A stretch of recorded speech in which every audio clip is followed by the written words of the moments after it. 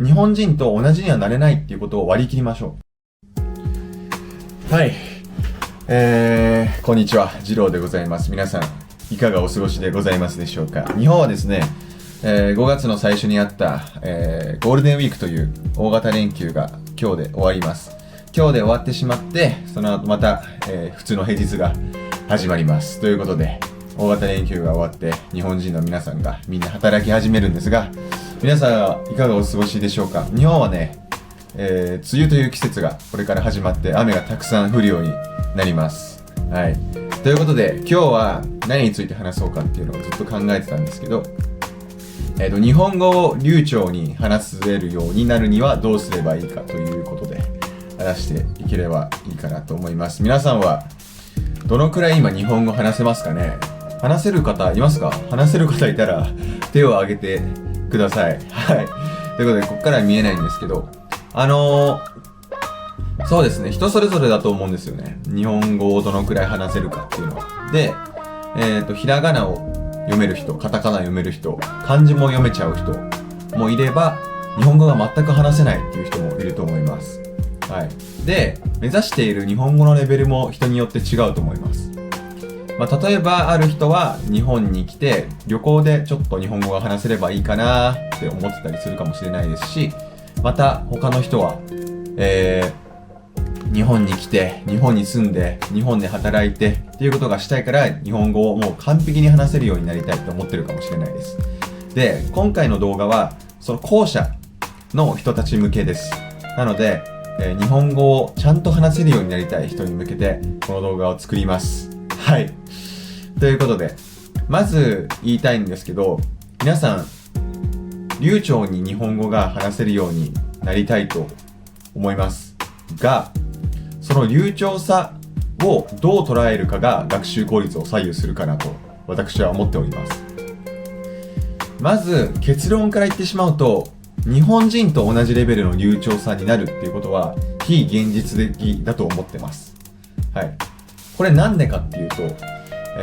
まず英語話者について考えてみてください。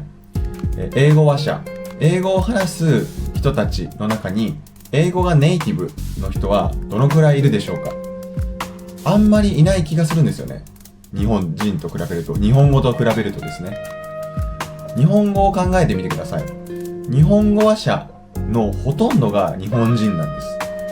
でしかも英語はブリティッシュ・イングリッシュもあれば、インディアン・イングリッシュもありますし、アメリカン・イングリッシュもあるし、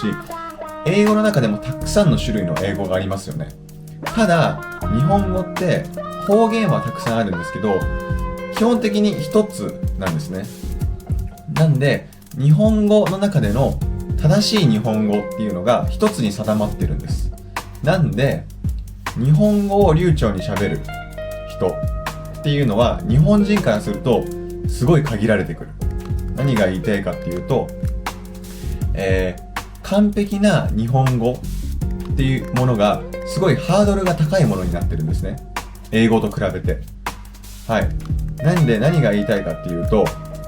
外国人が日本人レベルに日本語が話せるとは日本人が誰も思ってないっていうことなんですよ。はい。なんで外国人の皆さんは完璧な文法とか自然な語順とか完璧な敬語を目指すのはもしかしたら労力に見合わないかもしれません。目指すべきは通じる日本語であって完璧な日本語ではないんですね。はい。じゃあ実例を持って、考えてみましょう。長期間日本に住んでる外国人って、たくさんいるんですよ。有名な人とかだとスポーツ選手とか、芸能人とかいるんですけど、それ以外にもたくさんいますよね。で、10年とか日本に住んでいる外国人スポーツ選手とか、あとはアイドルとかって10年間も住んでるのに日本人からするとやっぱり正しい日本語は使えてないんですよ。いや、もちろんだいぶ日本語上手なんだけど、やっぱり外国人ってわかるんですね。話している、日本語のイントネーションだとか、あとは文節などからそういったことは日本人は感じることができます。なので、日本語をそもそも外国人が正しく話せるとは思ってません、日本人は。日本に来られたことある方ならわかると思うんですけど、こんにちはとかありがとうございますって日本人に少し言うだけで、日本語上手ですねって言ってくる人いますよね。あれってそもそも日本語がうまく話せると思ってないっていう証拠なんですよ。はい、これ面白いですよね。なんで、そもそも外国人って日本語うまく話せないよねっていう固定概念が日本人の中にはあります。はい。で、僕の元同僚なんかも、アメリカ人なんですけど、5年以上日本に住んでるんで、5年以上日本に住んでるんですけど、文法的な間違いっていうのは結構喋ってて多かったんですね。ただ、仕事には全く支障がなかったです。はい。僕と一緒に仕事をしてて、特に言語が壁となって困るっていうことはありませんでしたし、普通に友達としてすごい仲良くなれたので、日本語がおかしいっていうところは全く気にならなかったです。はい。で、しかもですね、20歳以降に日本語の学習を始めて、ネイティブ級に到達するっていう例は極めて稀だと思うんですね。これは皆さん想像するのすごい楽だと思うんですけど、例えば5歳の赤ちゃんが今日本に来ましたってなったら、多分日本人ネイティブのような話し方のような完璧な日本語を話せるようになると思うんです。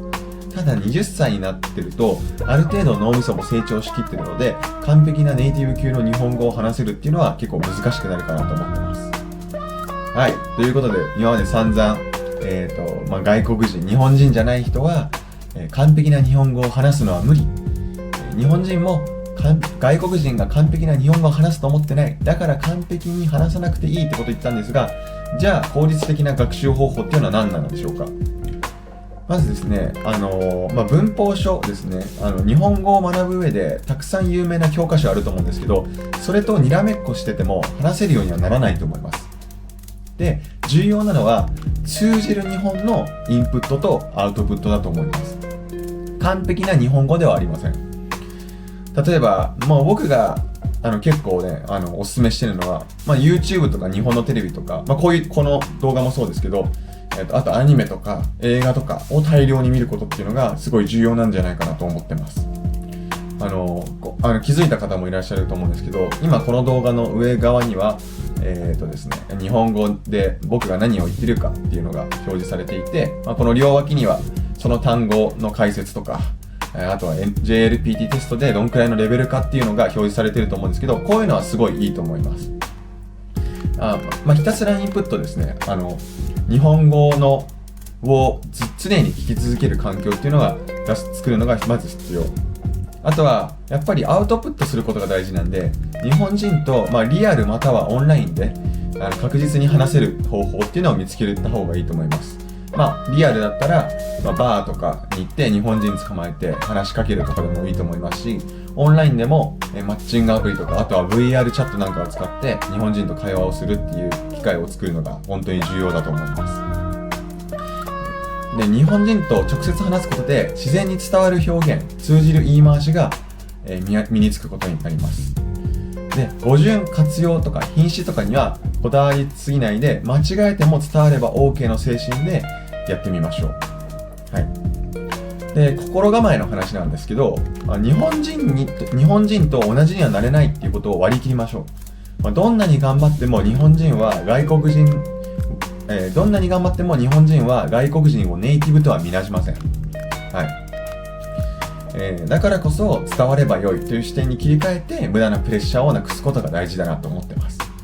完璧を目指すんではなくて、使える日本語を目指すことが学習の最短ルートだと思います。はい、じゃあ今回のまとめです。はい。まず現実的な目標設定が大切です。日本人のように話すってことは非芸術的ですけど、日本人に伝わる日本語は十分に習得可能です。で、あとは実践と接触ですね。正しい文法より日本語に慣れて日本人と話すことを心がけましょう。はい、ということで、今回の動画でございました。完璧な日本語を話そうとせず、どうせ日本人はあなたのことを完璧に日本語を話せないだろうと思っているので、通じる日本語を話していけるようにしましょう。じゃあ今日これで終わりにします。ありがとうございます。